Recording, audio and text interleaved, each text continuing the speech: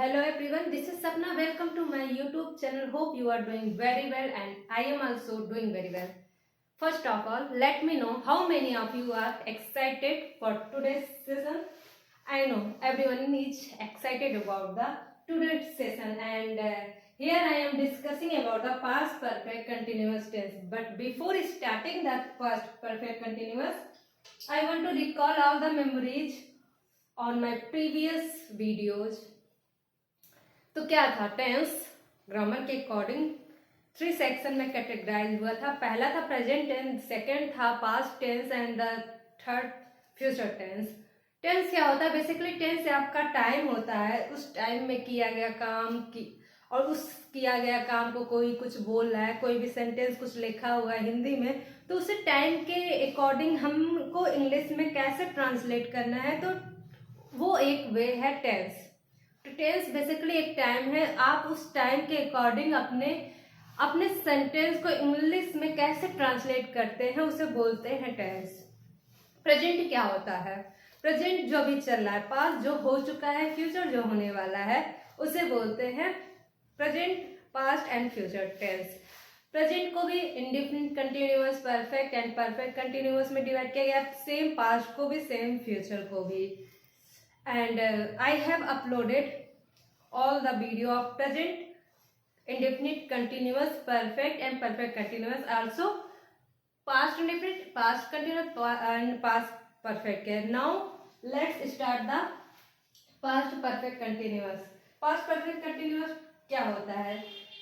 Recall the memories of present perfect continuous. Same, वहाँ पे have और has auxiliary verb थे, आपके बीन रहेंगे और वर्ब में आईएनजी. कोई भी चीज जो पास्ट से प्रेजेंट को कनेक्ट कर रहा था वही होता है, मतलब से आता रहा. I have been teaching you since Monday, तो ये प्रेजेंट परफेक्ट कंटिन्यूअस का टेंस हो गया. अब इसे परफेक्ट में बनना हो तो क्या बोलेंगे? I had been teaching you since Monday. बस पास्ट यही है ना कि कोई भी चीज आप प्रेजेंट में जो किए थे, प्रेजेंट में हैव और हैज ऑक्सिलरी वर्ब हो गया था क्योंकि टाइम था. मैंने बोला था ना टेंस कैसे करते हैं कि आप किसी सेंटेंस को देख के कोई सेंटेंस कैसे लिखा है, कौन से टाइम में देखते हैं कि प्रेजेंट था तो हैव बीन, हैड बीन, और यहाँ पे जैसे ही चेंज हुआ, टाइम जैसे ही चेंज हुआ, आप वहाँ पे हैड बीन लगा दिए, हैड बीन टीचिंग. मतलब आप सेंटेंस देख के, सेंटेंस जो बोला आप उससे बोल के आप कैसे आप ट्रांसलेट कर रहे हो वो देखिए, आप ही खुद कर रहे हो, मैं कुछ नहीं कर रही हूँ, या कुछ टाइम भी कुछ नहीं कर रहा है. मैं जा रहा था, आई वॉज गोइंग. मैं जा रहा था, मैं जा रहा हूँ, आई एम गोइंग. तो आप कैसे एम और वॉज वर्ब कैसे लगा रहे हो? था और है, मतलब कुछ पहचान है. था मतलब बीत चुका है, मतलब चल रहा है. तो ऐसे ही आप देख के आप इसमें भी आई हैव बीन टीचिंग, या आप बोलेंगे आई हैड बीन टीचिंग. बस इतने का ही फर्क है, बाकी सेम प्रोसेस. चलिए हम सेंटेंस को कैसे फ्रेम करते हैं, एक एक सेंटेंस को वॉच आउट करते हैं. पहला है पास्ट परफेक्ट कंटिन्यूअस का अफर्मेटिव सेंटेंस. अफर्मेटिव क्या? जो पॉजिटिव हो. हम अफर्मेशन लेते हैं ना, कोई भी चीज़ जो हमें अचीव करना होता है तो हम अफर्मेशन लेते हैं. हम कंसिस्टेंसी फॉलो करते हैं, हम डेली रूटीन में रह के उस अफर्मेशन को पाने का प्रयास करते हैं, ट्राइंग आउट करते रहते हैं. मतलब कंसिस्टेंसी, डिसिप्लिन, अफर्मेशन एक तरह का पॉजिटिवनेस है, ठीक है, कोई भी चीज़ को अचीव करने के लिए. Now come to the affirmative sentence.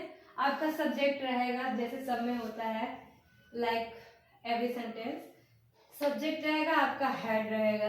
Head क्यों? परफेक्ट है. बीइंग, हेड के साथ आपका मेन वर्ब का बीइंग, बी का थर्ड फॉर्म बीइंग. कंटिन्यूअस है तो वर्ब में आईएनजी लगेगी ही. Now come to the negative sentence. आपका सब्जेक्ट ऑलरेडी रहेगा, हेड लगेगा ही. सब्जेक्ट प्लस हेड, क्योंकि क्या है? हेड इसलिए क्योंकि हमारा परफेक्ट का ऑक्सिलरी वर्ब जो होता है वो हेड होता है. प्लस नेगेटिव सेंटेंस है तो नो, नेवर, नॉट का रिस्पॉन्स तो मिलेगा ही, नॉट हो जाएगा. बीन किस लिए? वर्ब एंड परफेक्ट का ऑक्सिलरी वर्ब के साथ साथ जो मेन वर्ब की थर्ड फॉर्म होती है वो भी तो होनी चाहिए ना, बीन प्लस वर्ब में आईएनजी क्यों, कंटिन्यूअस है, पास्ट परफेक्ट कंटिन्यूअस तो वर्ब में आईएनजी। इसी तरह से इंट्रोगेटिव सेंटेंस क्या होता है, हमें प्रश्नवाचक शब्द या क्वेश्चन वर्ड मिलते हैं। Had plus subject plus been plus verb में आईएनजी। मान लीजिए यहीं पे क्वेश्चन वर्ड होता तो आप कैसे बनाते, आपको क्वेश्चन वर्ड ऐसे होता ना, क्वेश्चन वर्ड होता, आफ्टर दैट आपको ऑक्सिलरी वर्ब पुट ऑन करना होता, आफ्टर दैट आपको सब्जेक्ट प्लेस करना होता है। भूल गए कि याद देखो जब क्वेश्चन वर्ड रहता है, जब क्वेश्चन वर्ड इंट्रोगेटिव का क्वेश्चन वर्ड कैसे बनाते हैं, plus been and plus verb में I N G. Question word had plus subject plus been, कुछ नहीं, क्वेश्चन वर्ड ही आपको ऐड करना होता है। बाकी पूरा सेंटेंस सेम कॉपी किया रहता है। जो ऊपर वाला आप पहला स्ट्रक्चर देख रहे हैं ना, ये पहला स्ट्रक्चर हो गया, ये सेकेंड स्ट्रक्चर हो गया, हैड, लेकिन हैड के पहले आपको क्वेश्चन वर्ड ऐड ऑन करना होता है। देखिए मैंने एग्जांपल में आपको मैं दिखाऊंगी, देखिए question word had, question word had, subject सी प्लस बीन प्लस वर्ब में I N G, after that object. Now come to the interrogative negative sentence.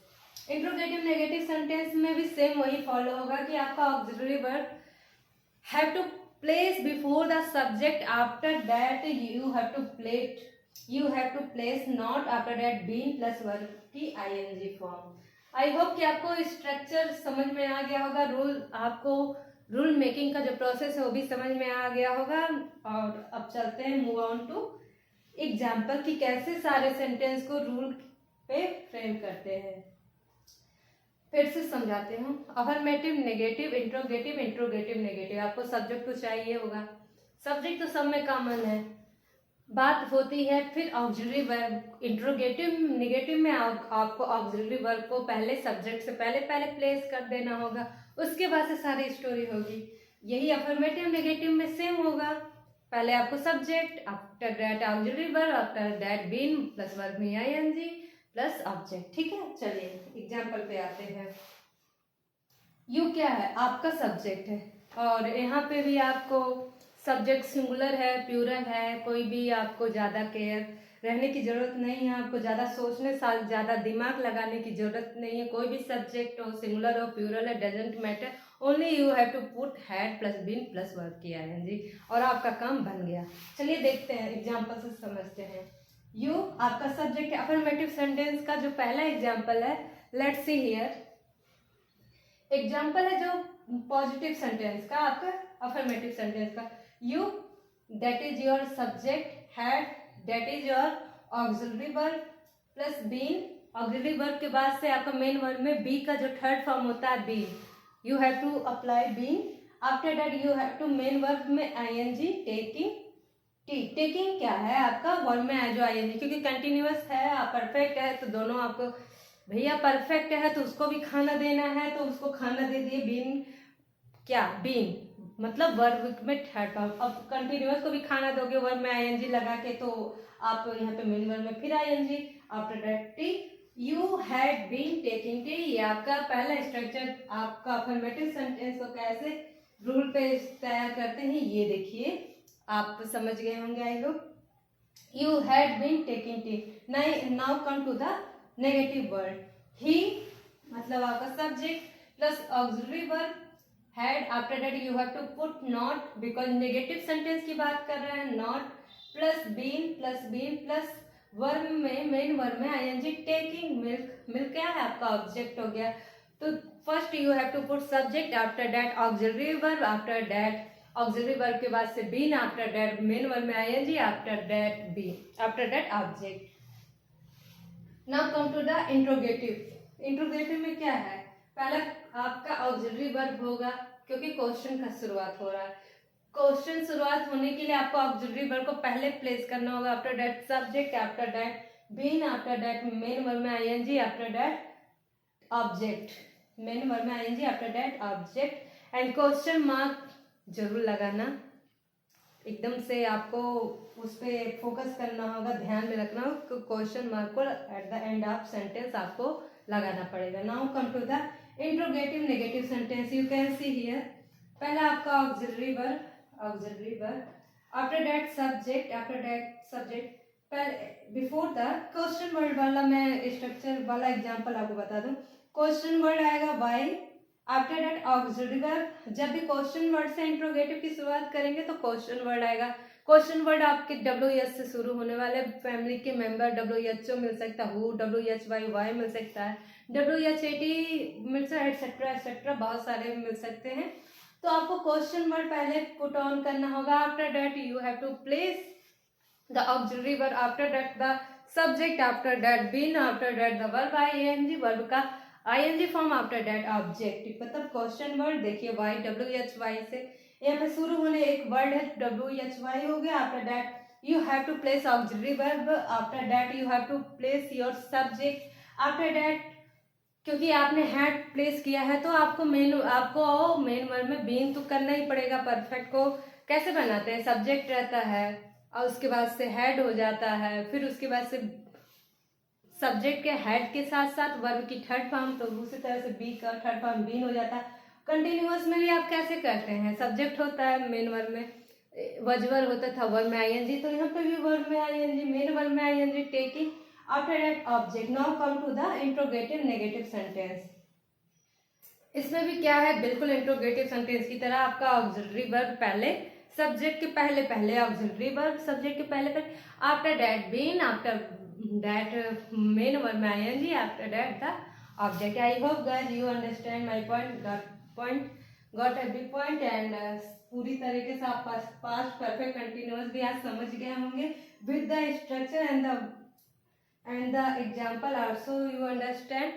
If you face any doubt regarding the any topic, please type your doubt in the comment section। और आपको session अच्छा लगे बुरा लगे, जो भी feedback आप देना चाहते हैं आप कमेंट सेक्शन में लिख सकते हैं।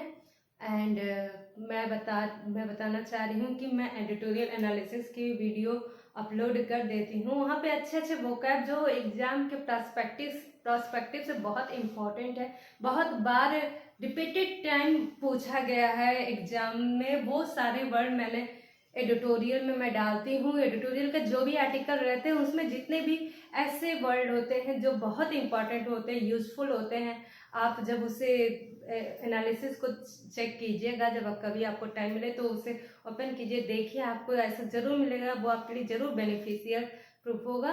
आई होप कि आप ग्रामर के साथ साथ मेरे एडिटोरियल एनालिसिस को भी देखें, और मैं शॉर्ट में भी प्रीपोजिशन के सही अप्रोप्रिएट यूज कैसे होते हैं वो डालती हूँ। वर्ड ऑफ द डे का एक सेशन डालती हूँ आपको, और फिर ऐसे ही word of the day, preposition और कुछ कंफ्यूजिंग वर्ड्स के भी शॉर्ट, आप वहाँ से ये सब भी वीडियो वॉच कर सकते हैं। और आई होप वहाँ से भी आपको कुछ ना कुछ नॉलेज जरूर बढ़े और आपको ऐसा लगे कि वीडियो बहुत यूजफुल था। Thank you for watching it, meet you soon. And अगर वीडियो अच्छे लगे तो शेयर कीजिए, चैनल को सब्सक्राइब कीजिए और बेल आइकन भी प्रेस कीजिए। और जिन्हें शेयर कीजिए उनसे भी ये बोला कीजिए कि बेल आइकन प्रेस करने के बाद तुम्हें ये सारी वीडियो, अच्छी वीडियो तुम्हारे तक बहुत पहले पहुंच जाएंगे। Thank you for watching it.